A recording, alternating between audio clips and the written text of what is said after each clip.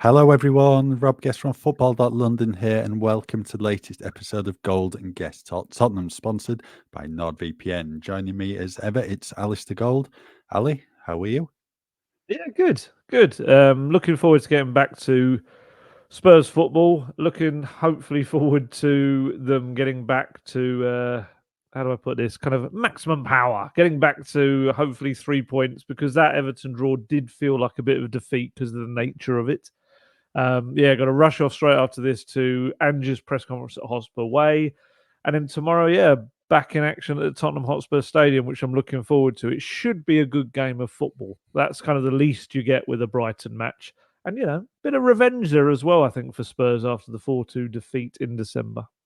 Yeah, very much so. A few things to discuss this week. Obviously, it's our second podcast of the week, and yesterday morning, Tottenham published an interview with Johan Lang, who'd given a bit of a transfer wrap following the transfer window. That's wrap with a W, not with an R. And I was about to he say, was. I watched the film the other day straight out of Compton for the first time, and as soon as you said a Johan Lang transfer rap, it just made me think of that whole kind of scene. I can't imagine him doing that though. Oh no. So I think it was about 8 or 9 minute interview Yeah, discussing 9 minutes. transfer incomings, outgoings, loan players, Lucas Bergvall, etc. You were across that alley. What did you make of it? I thought he spoke well. It all fitted quite nicely into what I'd been told about him by those who have worked with him over the years, that he is a quiet guy, a focused guy. He's not your showy sporting director type that kind of makes it all about them, and everyone knows their name. They're this big character in the game. Not talking about anyone in particular, of course, but certain sporting directors out there are a little bit like that. But for Johan Lang, he's just a very quiet guy, very focused, gets on with his job. And to be fair to him, I think he deserves a lot of credit for this last window. I think he's been quite instrumental in a lot of the things. Bringing Timo Werner deal to Postecoglou, Lucas Bergvall, that was massively to do with Johan Lang and his efforts behind the scenes. I did an interview this week where that was mentioned as well from the Djurgården end of things. And also Radu Dragisin. Yes, it was a Fabio Paratici former player, as many of Spurs signings in the last couple of years have been. But Johan Lang went out there to Italy a number of times to watch him, especially in December, just to make sure that, okay, we get it, it's a former Fabio player, but does he actually fit Postecoglou's system? And he's been very good at kind of doing that, I think, and aligning himself with Postecoglou's system and strategy. And I think a lot of that came across in this interview. It was a good interview, very confident interview without being, like I say, showy or anything. Very much about the collective, which will go down very well at Spurs. It was all about we and this and what we've done. And just the feeling that everything kind of the views are all kind of aligned, as the word he kept using. We've had previous transfer windows when random players have just been brought in that the manager clearly didn't want or have any need for. Stretching back to Pochettino, it wasn't just like Conte got Jed Spence and Danjuma and players like that. I always remember, like, even with Pochettino, like poor Jack Clark was one of those where you could see he was a bit like, what? This isn't the player I asked for, kind of thing. And fair play to Jack. He's gone off and, had a terrific career for himself and looks like should be back in the Premier League regardless next season.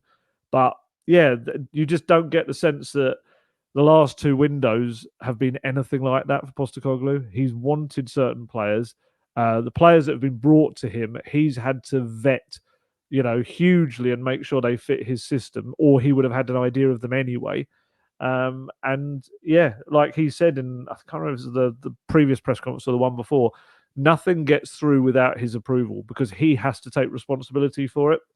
And I think that probably releases a lot of the pressure on Johan Lang as well, because he can only kind of suggest players. And then if Postecoglou wants them, then he can go off and try and make that happen for him. I guess that's where the pressure is more than the finding of them. But yeah, that was a good interview. Loads of different topics. I mean, which ones kind of leapt out at you that you spoke about?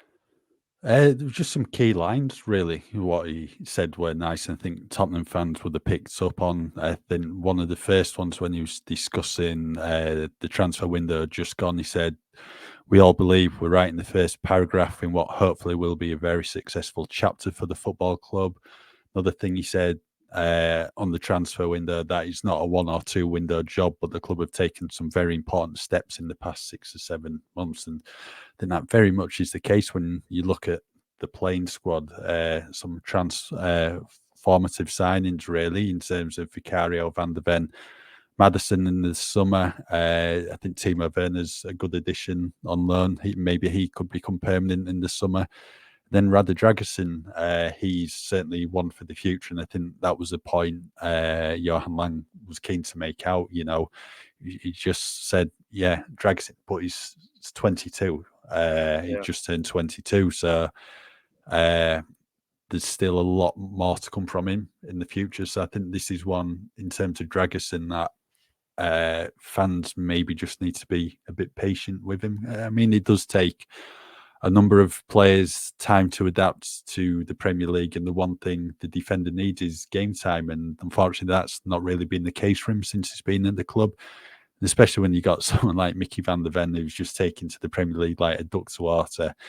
He's not going to drop out of the team, is he, really, when you think about it? And Christian Romero's had a really, really good season, so it might just be minutes here and there and a bit of patience required, really, from all.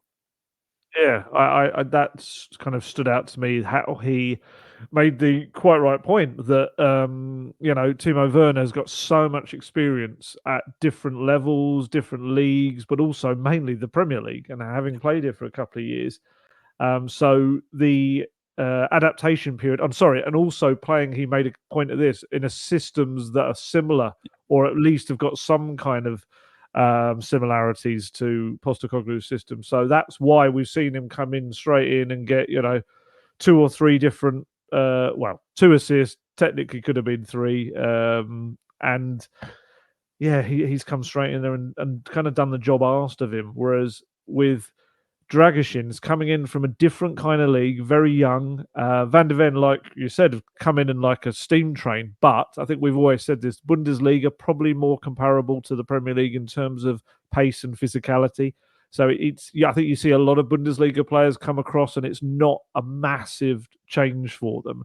It's just that little step up. Whereas I think from Serie A, it's a completely different kind of league. Although obviously Destiny Doggy kind of destroys that slightly, but he's just phenomenal. And I think he also said similar about Lucas Bergvall as well. Obviously a different case, Lucas Bergvall, but he did say, it's going to take him time. He's gonna need time to adapt to the league. And the same with Dragusin. I think that's why we're not seeing him thrown into games from the start. We're seeing this, I guess, almost Postecoglou trying to help him late in matches by switching to the back 3 that he'd been playing at Genoa as well, making it a little bit easier for Dragusin. But no, I thought that was all really interesting stuff. I liked the stuff about the academy as well. He went into, similar to what Andrew was saying about it, how yes, they're doing really well, and they aren't. This is the thing that kind of makes it a little bit difficult sometimes to completely go with their line of thinking, because the under-21s are top of their league, under-18s are top of their league, under-18s just got through to the quarterfinals of the FA Youth Cup. So it's not like these are unsuccessful teams in any way, shape, or form. But I think what they're both saying, Lang and Postecoglou, is that that's great, but you still need a production line of players coming through to the first team, and that step up from that level of football, especially under 21s, under 18s, it's obviously further steps up, is just too big at the moment, and they need more of them to be able to kind of ease themselves into the team, and that's why they're signing players like Bergvall, Vuskovic, even the likes of Dragusin and Van der Ven at that slightly older age group. 22-year-olds, they're almost can be in that under 21 side. I mean, Pat Matasar and Destiny Doggy could play for the under 21s. So they're kind of having a buy in at that level rather than a natural progression from the under 21. So I get what they mean. And he also said they're going to make investment into the academy as well in the years to come, which is quite interesting. I'd like to know exactly how that presents itself, whether that is more young signings like the Vuskovics of the world, or although technically he'll come in at 18 and you'd think be ready for the first team, or whether it's the likes of the Herbie Jameses, the Will Lankshears, the Judson St Bells that have all been brought in from other clubs to come into the academy. That's a potential thing as well. It spoke about players going out the club, Lloris, Dyer, and like their service to the club over so long. And yeah, and also picking the right loans for those players who went out for development reasons, like Alfie Devine and Ashley Phillips, obviously, and they're and Alejo Velis as well. Really good loans for them that hopefully they'll bring them back next summer in a position to challenge for a first team spot. And as he rightly pointed out, obviously Sevilla is a different case because that's a terrific level of football for Velis, but the championship for you've got Divine Phillips and Jaffet Tanganga, obviously has gone to championship as well. It's that next level where and in his words, you see every summer it produces players for the Premier League because those promoted teams have players that hadn't played Premier League football before, but they're ready for it. So yeah, I thought that was really interesting. It was a good interview, 9 minutes or so. I thought it was probably one of the better ones that we've had in recent years as well of those. Obviously, the last one, it wasn't the last. Did we get one after the last summer? I don't think we did we? Because there was no one in place. No, I don't Would have think been so. Andy, Levine, maybe talking about it. yeah, Levine last January when there was one Yeah. from Fabio. That was horrendous. That was the worst time. It was like the next day he got banned, wasn't it? Yeah, it was something like that. Yeah. Oh, it was terrible. It was either the next day he got banned or the next day he lost his appeal. I feel like it was he got banned. It must have been in February. I'm pretty sure. But yeah, it was like, wow. But that's a whole other subject. We won't go there. But this one was, it was good. And I think it laid out quite a lot of the stuff behind the scenes about the club and about his role there with Rob McKenzie, Frederick Leith, and how it interacts with Scott Munn above, how it interacts with Postecoglou, and I guess Daniel Levy as well. So this is all we ask for: communication. We don't get a lot of it from the powers that be, and I don't think we'll get a lot more because of the kind of quiet person, unassuming person he seems to be, the Dane. But just even these little insights help us out a lot, I think, in understanding things that we might not have known about. Yeah, I found the loan stuff really interesting in terms of monitoring the players. I'll read a bit out what he said. We're monitoring them every week, and when you're building that infrastructure of a club, it's so important that they are being monitored on a weekly basis with us going to live games and getting all the information from training data, game data each week. So they're not here physically at the moment, but they're very much part of the club and in our minds and work every day. Yeah, I found that really interesting, especially the training data bit. So I wouldn't have thought that they've got that. Obviously, they are going to get all the game data stuff from the respective clubs where the players are out on loan, and they're going to be going to watching the games because there's going to be decisions to make next summer over a number of them. But yeah, the training data one surprised me, really. I didn't expect clubs to be getting that information. So just shows got to be performing in training as well, because all eyes from Spurs are on these players. Absolutely, yeah. I know Andy Scolding goes to watch them. He came in from Rangers, didn't he, a couple of years ago? I know he's one that tries to get out to a fair few games to watch them. He certainly had been in the Netherlands recently watching Troy Parrott. But yeah, the thought that in training, if they even slacken off for one day, that gets back to Spurs. It is proper like Big Brother watching you. I like that though, because I think we've seen a couple of loans where it hasn't worked out for the player, and maybe their attitude or application has been questioned. And I think that's quite interesting. That gets straight back to Spurs. So yeah, good thing. Yeah, someone else he mentioned, obviously Lucas Bergvall, talking about his moves to the club and just giving a bit of an insight really into what he can offer on the pitch and just what he's like off the pitch as well. This is really, really mature young lad for someone who's just turned 18, and you got a bit more of an insight into him this week, speaking with one of the coaches who's had an influential role really on his career so far. Yeah, no, I had a great chat with a chap called Peter Kisfaludi, who I don't know if probably really insulted him with the pronunciation of his name there. But he's worked with young Lucas Bergvall. I say young because he is only 18, just turned 18, but he's worked with him since he was 9.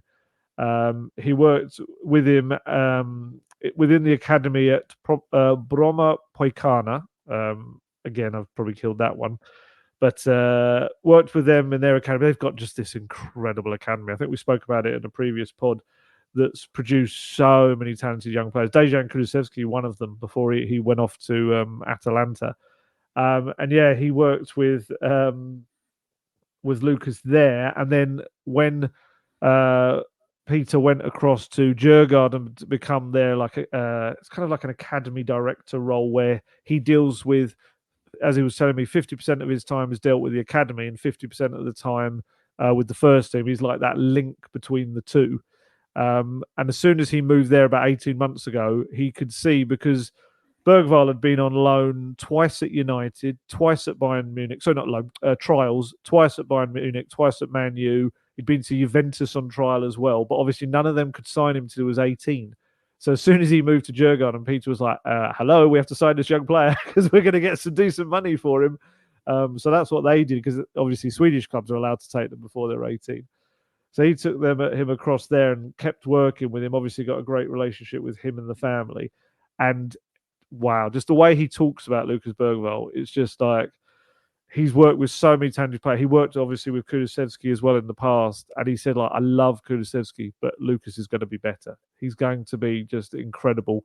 And when I asked him kind of the differences between the two, he was like, well, Decky's got the strength, ridiculous strength, allied with incredible skill, but Lucas has got that technique. He said he's like 5 out of 5 stars technique. He said he will do things that the crowd will like just probably swear at. I won't use the word he used, but it's just like, what a player kind of thing. But he's also got a little bit of pace about him that maybe Decky hasn't got. So he's got that little extra bit. And in his own words, he said he looks like David Beckham at that age as well. So he's going to be a favourite with the girls, 100%. Maybe favourite with the boys as well. But he says he can just do that extra special thing. And the crowd are going to love him. And yeah, we spoke for a good, probably more than half an hour. It was fascinating, not only just on kind of explaining to me what that academy life was like there in Sweden and how big the Bromma, every time I say it's such a long word, Bromma Poikana. I think the J in it is pronounced more like a Y, someone told me. So Bromma Poikana, their academy, they have like 4,000 people or players within it. And they pick like 8 for each age group out of those 4,000. So you can just imagine the competition. And everyone from across Sweden comes pretty much to this academy because it's the best. And that was but Lucas Bergvall was one of their best players. They would like go out on these tournaments in like Madrid, Italy as well. And Lucas would be, even when he's like 9-10 years old, would be the player everyone was watching and talking about. And it just shows you he's kind of been this wonder kid in the making for a while. And he told me about his family. His mum, Marlin, played for Djurgården's ladies' first team. His father, Andreas, played at a high level. I think he might have a sister as well. But in terms of brothers, he's the middle of 3 brothers. You've got Theo, I think it is, a fullback who's 2 years older. And he plays in Djurgården's first team with Lucas. And then there's a younger brother called Rasmus, who's a central defender. He's 2 years younger than Lucas. And he's going to be playing for Sweden's youth international group in a couple of weeks' time. It's like the most ridiculously talented family. And I think there's a sister. Whether she plays football, I'm not sure. Peter didn't mention, but she may well do as well. And yeah, he's just going to be a ridiculously good player. And he was telling me a little bit about the choice he had between Spurs and Barcelona. He absolutely rubbished Laporta's claim that, there was extra money involved from Spurs. He was like, that's just not true. That's not how Lucas or his family would ever make decisions. He said they're a really grounded family that made the decision just purely because he really liked what he saw at Spurs. He loves the Premier League. It's been always his dream to come to the Premier League. He said even before he left on the flight to go to London, he said to Peter, apparently Lucas, he said, it's my dream to go to the Premier League. So it was like a feeling that he was living his dream. And he also said there's maybe not enough has been made of the fact that when he went to Barcelona, Peter said that Deco was fantastic with him, But the problem was they had all the Xavi stuff going on, and Xavi knowing he's not going to be there, and the uncertainty of what next season will bring, and obviously Barcelona, Laporta even said it. They kind of offered him a role in Barcelona Athletic, not which is the second team that plays in the third tier of Spanish football, so not immediate first team football. Whereas he said he spoke to Ange, and Ange immediately just said, I love young talented players. As you come here, you work hard, you'll get into my team. And it's like to hear that, it's exactly what you want to hear as an 18-year-old. And also just little things like as soon as he had signed his contract, Sonny sent him a text or a WhatsApp from the Asian Cup saying, "Welcome to Tottenham Hotspur." It's like the little things to think of doing that when you're away. And Decky had a chat with him as well, 10 or 15 minutes or so on the training ground when he came and he was thinking about things. Agent Decky in there telling him how brilliant Spurs are. And obviously, when you've got probably one of Sweden's biggest players right now telling you, no, come here, mate. It's fantastic. And I'll look after you as well. It's fantastic. So, no, it was a really fascinating insight into him. And they're out in Gran Canaria at the moment. I'm not sure when they finish doing that. It's a training camp before the Swedish season begins. And Peter went and picked up Lucas Bergvall from the airport after he'd been in London. And he kind of got in the car with him. Obviously, he's buzzing from coming from the everything, doing his signing. And I think they had the next day just looked around London before flying back, and he went on to Gran Canaria. And as soon as he got in the car, Lucas Bergvall, he said, "So can we go and train now?" And he's like, but it's late. You've had a day. You've been traveling. You've come back from London. It's fine. It's fine. He's like, no, I want to train. Can we just train for an hour? So he took him out, did a training session with him for just him and like a 1v1 for an hour because all the other team were already inside from their day's worth of training.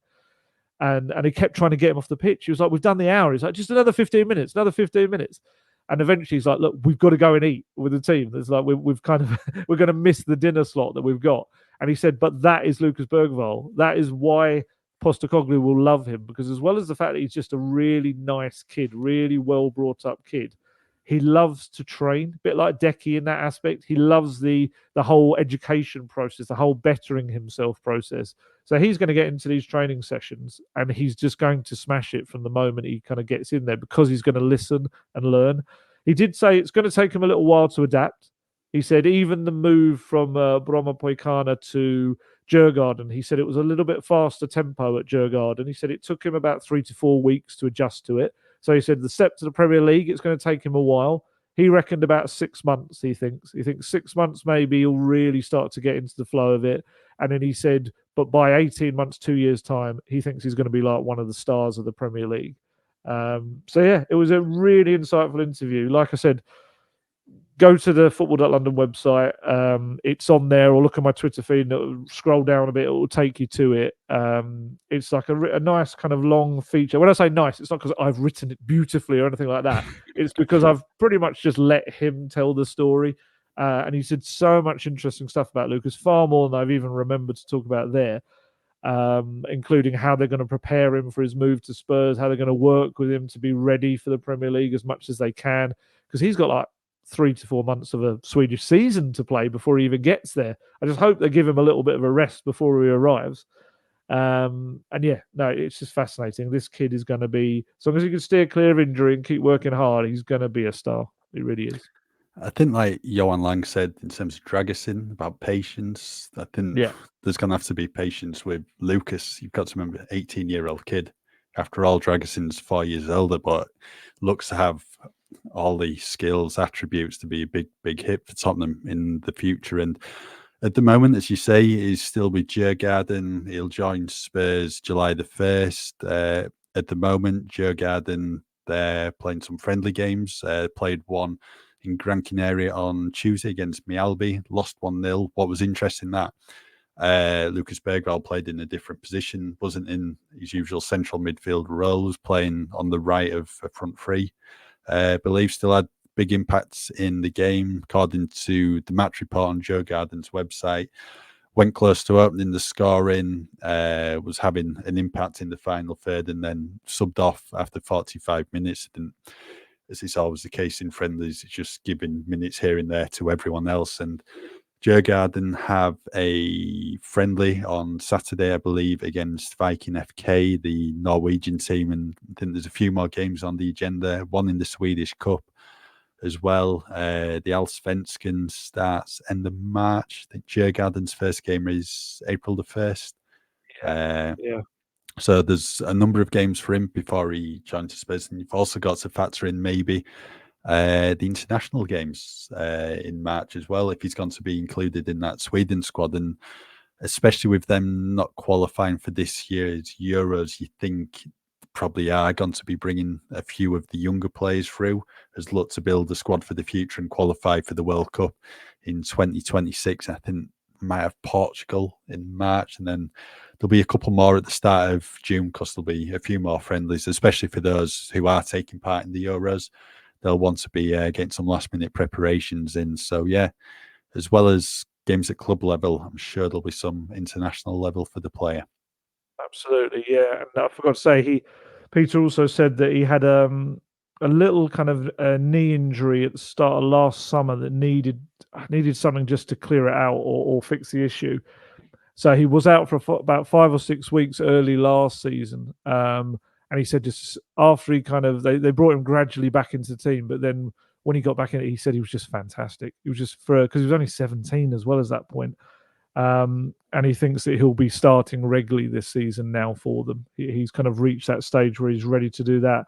And I actually asked him a little bit about his style. I'll read this out because he also explained who he thinks he's a little bit like. He said his best position is a number 8. He's a box-to-box player running into the box, and he's really good at playing the ball between the lines. He's a little copy of Frankie de Jong. He's really fast with the ball, really good with the ball, and a fantastic dribbler. So, yeah, it's very exciting. As we said before, I still don't know what it means for Alfie Devine. I do feel like there's a little bit of you've got two young players in pretty much a very similar position there. There's no reason in the future why they can't be playing together, of course, but I just wonder at this point in time whether Postecoglou has both of them at the same time as young players in the squad. It may be that Devine is ahead of him in the pecking order, and Bergvall has to kind of work on that and get in there, or maybe Alfie goes back out on another season-long loan to maybe a Premier League club next time if he has a really terrific end of the season to Plymouth. But pre-season is going to be interesting. I'm really intrigued to see how the two of them kind of have a little bit of a competition going, which is good. That's what you need at all levels. Yeah, exactly. Right, we're halfway through the pod. Ali, do you want to let everyone know about the benefits of using NordVPN? Of course, of course. If you're not aware by now, because they've been on board for us for a while now, the Golden Guest Talk Tottenham podcast is sponsored by NordVPN, and you can use the service in a host of different ways to enhance your internet experience. NordVPN is, of course, the fastest VPN in the world, and that means there's no buffering, there's no lagging. You can stream your favorite shows from anywhere in the world without your bandwidth throttling. Something I've done for many years before they came on board. I've got another little quick break coming up to celebrate a wedding anniversary. I'm going to try and use Nord on that as well to only a very short break, I should add, but to see if I can watch any shows from back home for that. And not only that, but the Outlander NordVPN subscription is cheap if you in the long run, and that's because you can purchase streaming services or book in some other countries at a much cheaper rate. So, for example, you could maybe book a flight from another country because it could be cheaper if you're booking it from that country rather than booking it from the UK, because you can just set your device to thinking it's in another country. And to be honest, we've actually had quite a few people messages to let us know that they've taken up this offer, used it, and it's been done exactly kind of what it says on the tin, what we've said it's done. So that's always really nice to hear. And there's a whole host of other benefits from signing up to NordVPN as well. So why not give it a go? And to get the best discount off your NordVPN plan, go to nordvpn.com/goldguest. There's no risk with Nord's 30-day money-back guarantee, and you'll help support our podcast in doing so, because every time you click that link, it helps us out and shows that kind of we're contributing towards Nord, who obviously sponsor this podcast. So it's a lovely circle where everyone helps each other. If you didn't catch the URL of that to put into your website address box, the link is in the episode description box. Yep. Right, there is a game for Tottenham on Saturday, Brighton and Hove Albion in the Premier League. Spurs set to be boosted by a couple of players returning to the match squad. I mean, it seems like absolute ages ago that Ange has had a fully fit squad available, but it seems like, Spurs are getting very close to it at the moment. Two who have returned this week: Son Heung-min, he was back at Hotspur Way on Thursday following South Korea's Asian Cup exit in the semi-finals against Jordan, and then Yves Bissouma has also returned. I think the players have probably maybe enjoyed the peace and quiet at Hotspur Way without Eves there over the past few days. James Maddison on his Instagram stories yesterday uploaded a video from Spurs' changing room, music absolutely pumping, Eves dancing, and I think he basically captioned it. He's only been back 2 minutes. So I think working at the end of it, Basuma as well, wasn't he? Yeah, He was yeah. going crazy, he's dancing. Yeah, so I think he's probably making up for lost time, having had just over a month away from Hotspur Way, but certainly good to have the both of them back, and what a selection headache for Ange to have. Yeah, and they're both big characters. To have both of them back, I do think it lifts the mood as well. They're both naturally quite happy people around the camp. Obviously, Sonny's had a difficult few days. There's no getting away from that. Crashing out in the semi-finals to Jordan with South Korea, and they were terrible in that game. South Korea. I don't think they had a shot on goal or on target. I had to. I say I had to for work. I watched the Jurgen Klinsmann did a little kind of almost like impromptu press conference at the airport when he landed back from the competition in South Korea. I presume it was Seoul he was in. I say uncomfortable because he was just like, obviously he can't understand. The questions were coming in Korean from the reporters assembled, and he's just kind of smiling and all this, and we know what's going on. The speculation and a lot of the fan kind of anger is that they want him to resign. They're really unhappy with that tournament, which is he was even asked this. They actually, I think they went out maybe in the quarterfinals before, I can't remember, and there was less disappointment than them going out now at this later stage, just because of the way they played in the tournament. They had a lot of scraping through games with dramatic ends or extra time goals. And Sonny, I think Sonny got 3 goals and assists. He was like trying to drag the team through. There's a lot of kind of dissatisfaction towards Klinsmann and the way they play. For his part, Klinsmann said, we had a lot of young players that we had to kind of integrate and develop as well, which will help us for the World Cup. But yeah, just watching this press conference, as he's like smiling away, listening to words that he can't understand, and then when it's translated to him in his ear, it's essentially like, pretty much to paraphrase massively, "You're a bit rubbish. Everyone wants you to go," kind of thing. Not quite that.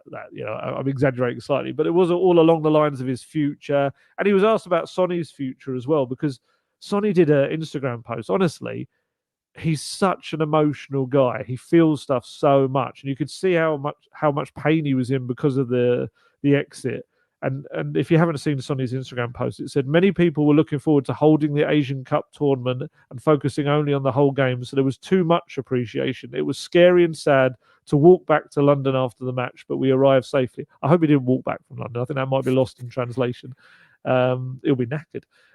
He said, I guess I wasn't good enough as captain and didn't lead the team well. I was so proud of being a Korean football player because of your love and support, even in this situation. Thank you, and I am sorry. It's like so sad. And a lot of people kind of pointed out the past tense of some of the words. Like, I was so proud of being a Korean football player. And you kind of like people wondering, like, is he going to retire from international football and things like that? I think he was probably just talking about that tournament. But yeah, Klinsmann has pretty much came out and said, no, I had like a text exchange with him. It's even more emotional for him to take it all in. And he said he's got no doubt he comes back in March. Is there another international round of fixtures in March? Yeah, I guess there must be. first ones of the year. Obviously, we've had the 2 international tournaments, but European teams haven't played yet. So yeah, March. No, I forgot about that. Yeah, and he said he'll be with them in the World Cup in America as well. And well, I think they presumably they've got to get there first. But yeah, and he also I think not weirdly, but he was asked about whether he feels he can at least get his trophies with Tottenham if he can't do it with South Korea.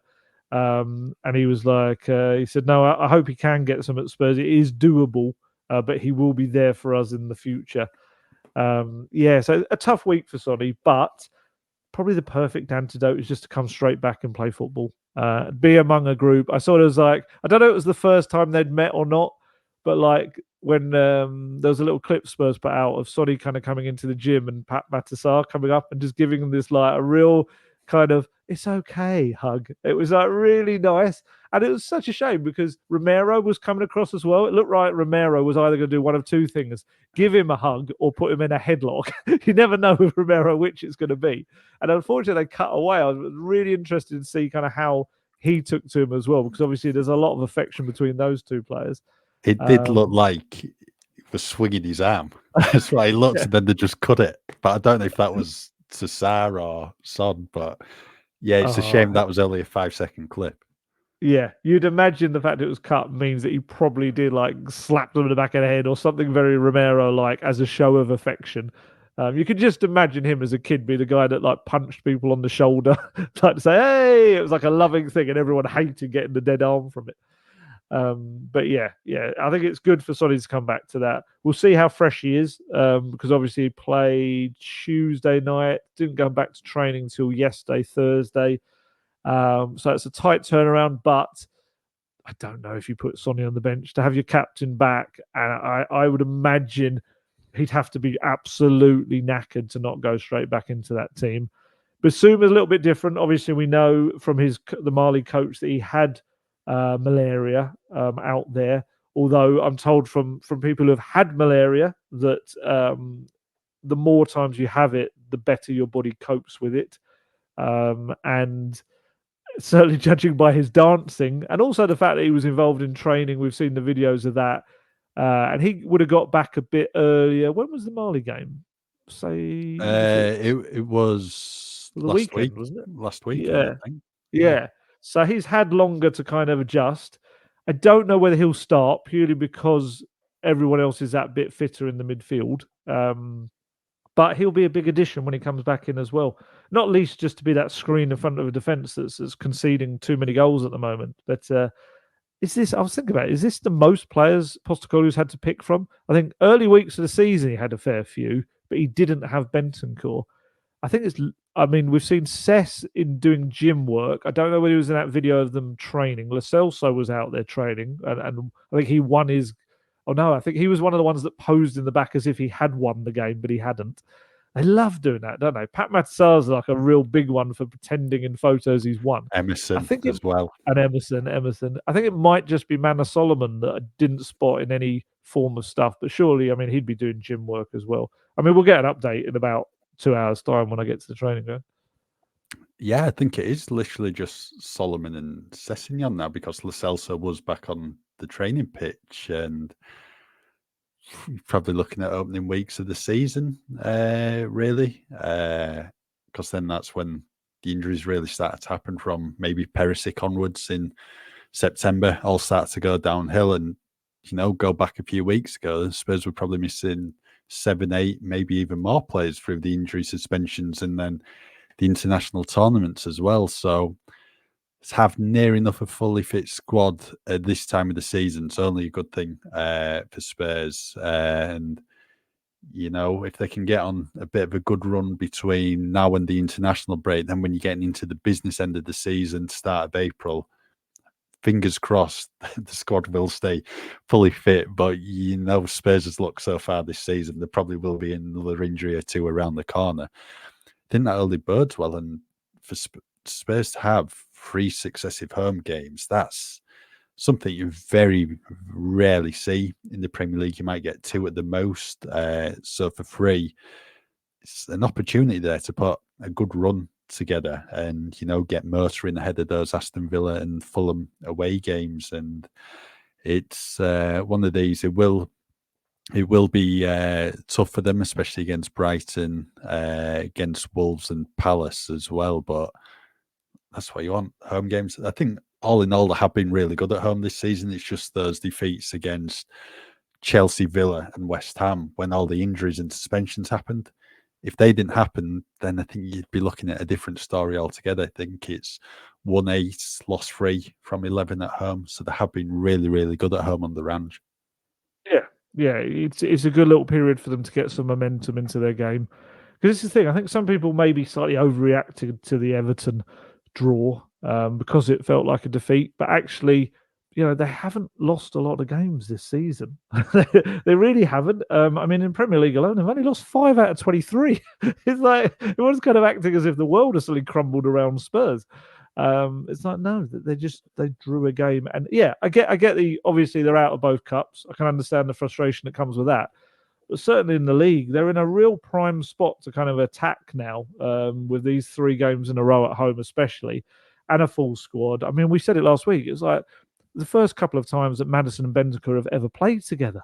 He's like finally getting these little kind of scenarios where players are appearing, and he's getting systems that he can use, and yeah, little link ups on the pitch that he's not even seen before, and really good problems rather than the bad problems. I mean, there's going to be a lot of kind of debate with us and fans about who should be playing and who shouldn't. I mean, even just like with Sonny coming in, who plays in the front 3? That's like Timo Werner's done well. Obviously, last game he and Brennan Johnson both weren't particularly great. Kulusevski wasn't particularly great.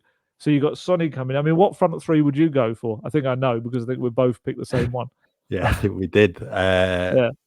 I think Son starts for me. I know Sarr was on the bench last week, and I'm pretty sure Angel asked Sonny if he's in, the right space in terms of his fitness and that, having just returned to the start. And I think everyone knows what the answer will be. So Son will be starting, Richarlison and then Kulusevski, and maybe a tad harsh on Timo Werner, who I think's done well in his short time at the club, but I think that's, the preferred front 3, let's say.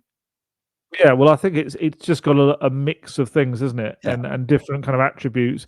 And to have Werner and Johnson to come off the bench, it's just the pace that you suddenly inject into a game on both flanks. I think it'll benefit them both. I think we've seen it with Johnson, coming off the bench, he's done well as well. And Werner will be kind of wanting to prove that he should be starting because you would imagine Kulusevski is the one that probably has got the biggest fight at the moment. But even Richarlison being great form, but the moment he stops scoring, he knows that there's the option to put Sonny through the middle, and one of these guys comes in suddenly on the wing instead. So, yeah, it's just options, and it's looking at the bench and having game changers. He hasn't been able to do that. Now he can look at a bench and see a load of attacking. There'll be players that don't get in the matchday squad. And I know what will happen. As soon as the team's announced, you or I will get people tweeting, what's happened to player X or player Y? Why are they not in the squad? What's happened? Are they injured? And it'll be like, no, because this is now suddenly a load of players. There's too many for this squad to actually fit into a matchday squad. The likes of Jamie Donnelly, unfortunately, might now not get in a squad again for a little while. You've got so many attacking players. Then you've got Werner Johnson, his name's got Brian Hill as well. You've got Manor Solomon to come back as well. Even there alone, you've got 4 attacking players that are suddenly going to have to be fitted in or not. So yeah, Jamie Donnelly, I think, will probably go back to being training with the first team and working with and playing for the under-21s. Who would you have in midfield? What's your 3? Maddison starts. Pat Matasar needs to come in. Yeah, I think absolutely. Spurs have missed him so much. I think he's got to be one of the first names on the team sheet. Then I think it'd be Rodrigo Bentancur. I'd like to see Bissouma back in, but given his bit part role at AFCON for Mali, I think Spurs just need to assess his fitness for now and maybe just ease him back into it off the bench. But if Bissouma was fully fit, then maybe I'd start him because I think Bentancur probably could benefit from a bit of a rest, like Johnson did in the Brentford game, just having that opportunity to see the game from the bench or so. But yeah, I think that'd be my midfield 3. Yeah, well, Postecoglou was saying that he wants to see his kind of plan was to see Bissouma and Bentancur at some point together. I'm intrigued to see how that works and who misses out. You'd imagine it'd be Sarr, but like you say, Sarr's become so integral now with his energy and his kind of direct play, especially down that right. So yeah, again, good problems to have. Yeah, defense then just picks itself. It's a simple decision. I just think yeah. the big, calls are in midfield and attack. But obviously, Angel will be speaking at his press conference at Hotspur Way from 1 p.m. You're heading off to it. I think one of the big talking points is going to be about the possible inclusion of a blue card in the future, sin binnings. I Ugh. think we all know what Angel'll say. Your thoughts on that then? Honestly, I know it's about sin bins, but put it in the bin. It's just horrendous. We should stress that at the moment it's very much a trial idea that's going to go into some kind of lower levels of football. I think it already has been trialed in some lower leagues. It's not going to be like in the top flight anytime soon. And Seferin, the UEFA head, vehemently objects to it. He hates the idea of it. And yes, I'm pretty sure if Postecoglou's asked about it, he'll hate it as well. Yeah, the idea is essentially in certain situations where there's dissent or a cynical foul, a bit like kind of ice hockey, I guess. You get a blue card and you're sin bin for like 10 minutes. It's the most unnecessary, rubbish thing to bring into the game possible. It is, I'm sorry, but we talk about meddling in the game and changing it for the sake of it. That is right up there. That is justifying like these working groups where we've just got to come up with ideas. You can just imagine them all sitting in a room going, okay, what we're going to come up with today? I've got it. Let's copy ice hockey and have sin bins. It's like, no, just no. You know, they've already done so many daft things that are prolonging the games, changing the games, making them different. You know, VAR is a complete mess half of the time. Just don't muck around with it even more. You shouldn't get in a situation where you've got 10 against 11 for 10 minutes. I'm sorry, but that's just ridiculous. And yeah, and all of these things are kind of liable to people being able to compromise them slightly. So there will be people trying to get other players into the sin bin, and there'll be probably even more play acting to try and make that happen. Yeah, just no, just leave it alone. As Postecoglou keeps saying, football wasn't particularly broken. It didn't need to be fixed. Just let it be. Yeah, I agree. Just leave it as it is. Because with some of the refereeing decisions, you're going to be getting challenges that are worthy of a red card, and they'll give him a sin bin for 10 minutes and stuff like that. There's just going to be so many talking points of the decisions. Just leave it. There's nothing wrong with it. The only thing wrong with the game at the moment is VAR, and hopefully there'll be changes to that in the future. But what you're saying is the only thing that's wrong with the game is something that was brought in to fix the game. yes, exactly. Yeah, it's mad. Yeah, we'll see how things pan out in the future, but I'm pretty sure what Ange will be saying at his pre-match press conference when he's asked at 1 o'clock today. So that's it for today's latest episode of Golden Guest Talk. Tottenham will be back next week with another episode to reflect on the game against Brighton, and then also look ahead to next Saturday's Premier League clash against Wolves. As ever, thank you for listening, and just keep with us at football.london for all your latest Tottenham news. To get the best discount off your NordVPN plan, go to nordvpn.com/goldguest. There's no risk with Nord's 40-day money-back guarantee, and you'll help support our podcast. The link is in the episode description box.